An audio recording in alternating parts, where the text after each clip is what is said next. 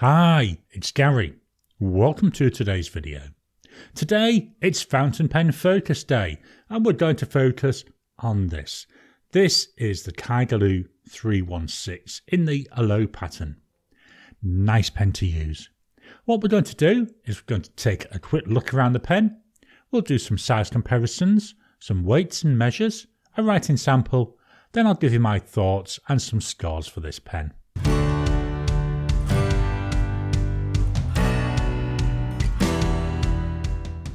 Welcome down to the mat. So here we've got the Kaigelu 316. As I said, this is in the Aloe pattern. I like this, it's really nice. We've got some translucency here, but I love the way we get the play of this green and this white together. I think it looks so nice. There's a number of different patterns. Let's take a quick look through the body. We'll start at the top. Let's get this oriented right. There we go. So at the top we've got the logo. We've got a kangaroo there with a little joey in its pouch. It does tickle me that we get this. I mean, this is a Chinese pen, but yet we've got something you associate with Australia.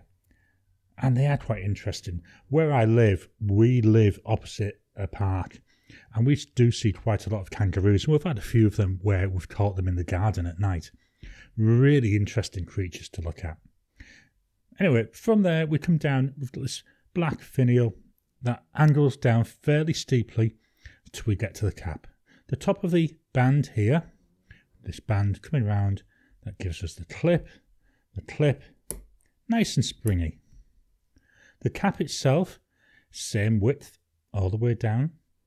We come to two gold coloured bands with this nice little bit of black inlay.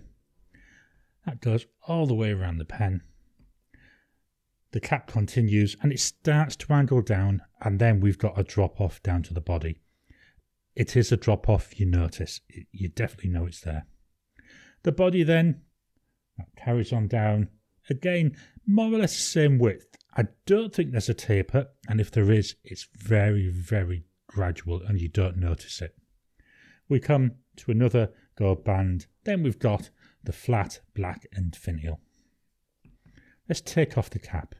So it comes off in half, 1, 1.5, 2, 2.5, just under 3 turns to take that cap off. Quite a lot. We fetch this off, and then that reveals this Kaigelu nib and the black section. The section does match in with the two finials, so the finial on the pen and on the top of the cap. One of my little peeves with this is I'd like to be able to see this where it's the same colour all the way through. And we will look at another 316 model later on where it does do that. Let's take a closer look at the nib. So here we've got the nib. It's a nice two-tone nib. I do like these two-tone nibs. To me, it just adds that little bit of visual, I'm going to call it pleasure. I think they do look nice. So we've got silver colour at the top, we've got a gold band, breather hole. Beneath that, again, we've got a kangaroo. This time it's highlighted in gold. And that's really everything there is on this. It's a fairly plain nib other than that. Not a lot to really set it out and shout at you, but I do like it. I like that little kangaroo. You know, it's the little things that really can make the difference when you're looking at it. The section is nice. So here we are. I'll say it's in black. We have got a lip at the bottom. So when I'm holding this, I hold my pens near the bottom. My fingers rest really nicely on that. It's not too long, doesn't dig in, doesn't hurt. It's actually quite comfortable. The section, it seems to be tapering out. I can't see any concaveness to it. But again, my fingers fit quite nicely. The pen, unposted, feels really nice in the hand. Can I post it? Sort of. It will go on, but it only goes on to about maybe 3/4 of the way down this black end finial. And to me, although it's sort of solid, you know, we get a lot of wobble to it, and it does come off quite easy. I find it makes the pen feel very back area. There you are. Let me get it all in the screen there. So with this one, I find it's best to use it unposted. When we look at the size comparisons, I will only do this unposted. If we take off the body, So that comes off. So we've got metal fittings, and then we've got here the cartridge converter. This is where I'm hoping I've got enough ink left in here for my writing sample. I think there should be. One of the things I find with this pen, when I've got ink in it, I use it quite a lot, so I go through quite a lot of ink in this pen. It's really enjoyable, nice to use. Let's fetch in some pens to do some size comparisons. So the first size comparison, we've got here Pilot Metropolitan, and we've got Lamy Safari, my two standard comparison pens. All three pens look very much of the same size. Let's take a look at them without the caps on. Uncapped, again, very little really in terms of size difference. I mean, yes, there is tiny amounts, but we're only talking millimeters. And certainly we had going there, aren't we? We've got small, medium and large. The nibs, that Kaigelu with the number 6 nib stands out compared to the other two. Going to get these two out of the way, and then we'll fetch in some pens in roughly the same price range. So we'll start uncapped. Remember I said I'm not going to compare these posted because the Kaigelu doesn't post very well at all. I've brought in a Hongdian, the Light of Hope. I love the name of this pen. It was 23 Australian dollars. We've got the Kaigelu 316. That was 24 Australian dollars. And then I've also brought in a Wingsung 601. This has got a hooded nib, and that was 27 Australian dollars. So the Kaigelu in the middle of the two pens. Again, in terms of length, we've got that small, medium and large. Yes, the Light of Hope, that definitely looks a lot smaller, but that's because it's got a smaller nib. If I line the bottom of the sections up, the Kaigelu and the Light of Hope, they're now roughly the same size. Let's just pop the caps on. With a cap on, all three roughly the same length. The big difference really, it's the width of the pen. That Kaigelu is an awful lot wider. I'm now going to do an additional size comparison. I normally only do the two. I'm going to take these out of the way, and I'm going to fetch in some more pens from China that are essentially based on that duofold look, which is what the 316 is based on. We're only going to look at these unposted. I won't bother with the cap on. We've got a Jinhao 100, that was 25 Australian dollars. The Kaigelu 316, as we've already said, 24 Australian dollars. The Moonman M600S, 26 Australian dollars. And the Kaigelu 316A, this is an updated model of the 316, 35 Australian dollars. The big difference between the 316 and the 316A, the 316A is an awful lot lighter, and also the material, it goes all the way through, so we've no longer got the black section and the black end finials. Going to get this out of the way, and we'll fetch in the rule of measuring. Here we've got the rule of measuring. Let's fetch in the pen. So with the cap on, the total length is 13.7 centimetres. Unposted, we're looking at about 12.7 centimetres. I'll show you it posted. As I say, I don't personally think it is a pen that needs to be posted, but posted is 17.7 centimetres. The width of the body, that comes in at 1.3 centimetres. The cap, 1.46 centimetres. And then the section, it goes from the narrowest to the widest, from 1 centimetre up to 1.13 centimetres. Let's move this out of the way and fetch in the scales of weighing. Here we've got the scales of weighing. The whole pen, 41 grams. It's a noticeable weight in your hand. The cap, 15 grams.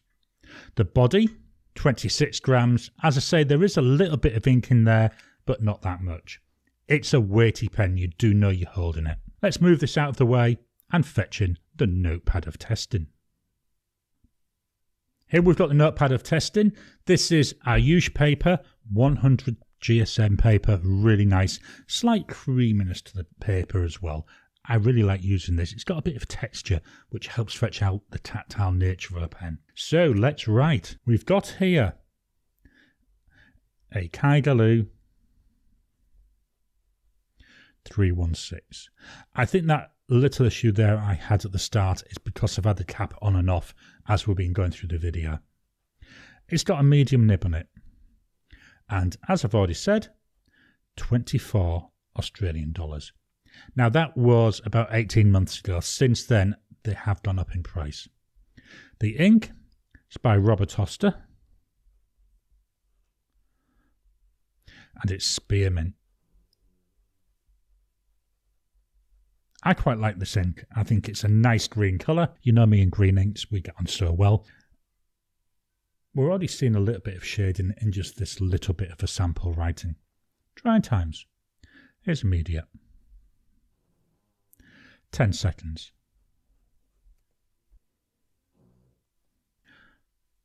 "30 seconds. Almost dry there at 30 seconds. 1 minute. After a minute, yeah, we're nice and dry now. I'm going to move the mic down to the page so you can hear the pen writing.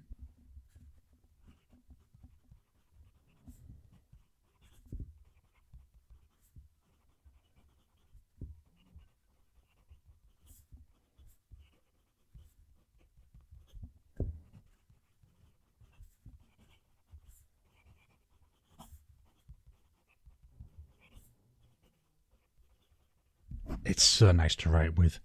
Is there any line variation? So no pressure. With some pressure, yeah, we can see we're getting a lot wider line coming there. You can feel that the nib is slightly soft. Got to be careful though, like there, too much pressure and it will railroad. I like this though, I like writing with this pen, it's nice and comfy. I've got to be honest, all of my Duo Full style pens, I find they are all really nice. Let's look at this. This is Fleur. Again, it keeps up really nicely.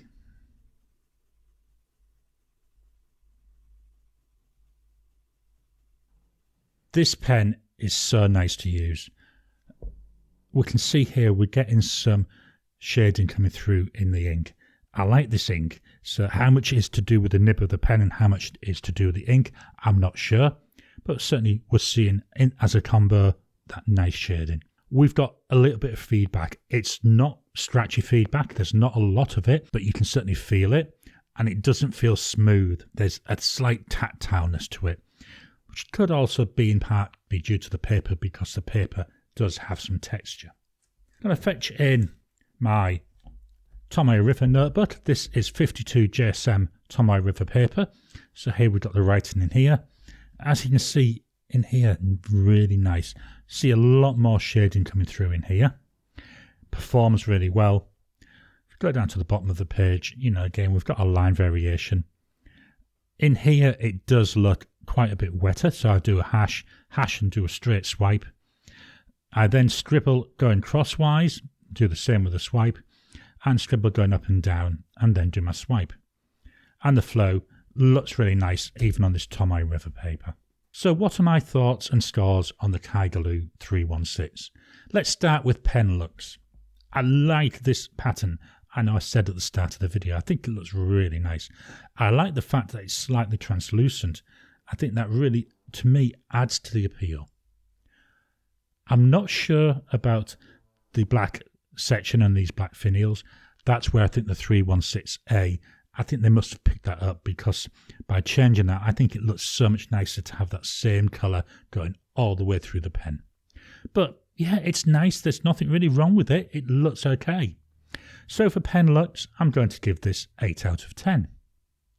Build quality. Well, I've had no issues.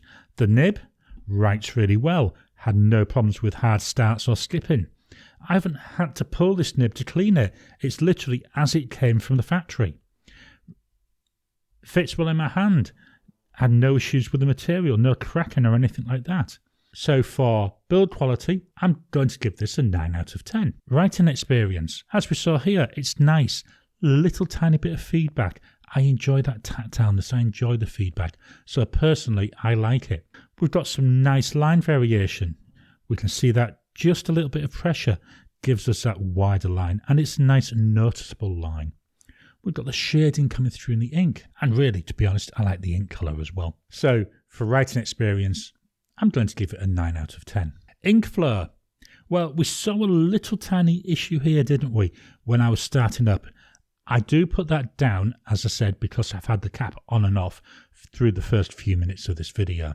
I have had a couple of issues with hard starts, but usually they only happen after I've left the pen for a few days without missing it. And by a hard start, what I would say is it doesn't miss the full line. It would maybe miss that first top half and then start writing again. Again, we've got that nice line variation. I love this medium nib. I love the line it gives. So for ink flow, 8 out of 10. Comfort. You know, it's nice in the hand. It fits really well. The bottom of the section doesn't dig into my finger. I think if you hold the pen further up, again, I can't really feel the threads, so it feels quite comfortable up there. I've got a number of other duo fold style pens, and I've got to be honest, they all feel the same. I mean, we saw some of them earlier. When I'm writing, it's gliding over the paper. I'm not having to fight with the pen. You know, sometimes if it's too smooth, you feel like you're having to stop it moving because it feels like you're on ice. But with this, just that nice tactileness. For comfort, I'm going to give it 9 out of 10. Value for money. Well, let's be honest, you get what you pay for. You're paying 24 Australian dollars, or at least you did when I bought this. It's nice. It writes well. It lets me get ideas out of my head onto paper in a way that I enjoy. The price, I have noticed the prices have gone up quite a lot. It's not just the Kaigelu pen. I've noticed that with all the Chinese pens, and to be honest, a lot of non-Chinese pens as well. So prices are definitely increasing. As things stand, I will be honest with you, I will not buy another 316. I think the price is too high. I doubt I would buy a 316A because, you know, that's $35 when I got that. That was about 6 months ago. I think the prices, they're just not right. I'd rather put that money towards a more expensive pen. You know, when it was $24, it wasn't too bad. What we're getting there is good value. I think we need to look at, but what we do get with this pen, I think we do get good value for money. It's really enjoyable to use. I've got to mark it down there because we've got to look at the prices. And that, to me, that's the one thing letting it down. So value for money, I'm going to give it an 8 out of 10. That means the total score for the Kaigelu 316 with Robert Oster Spearmint is 8.5 out of 10. I hope you've enjoyed today's video. Do you have a Kaigelu 316? Do you have a 316A? What are your thoughts about it? Please drop a comment down below. Let's kickstart the conversation. Please hit the thumbs up button every time you like, every time you comment. Just helps with the YouTube algorithm. If you haven't already, please subscribe to my channel so that you can get new videos as I release them. I'll talk to you again soon.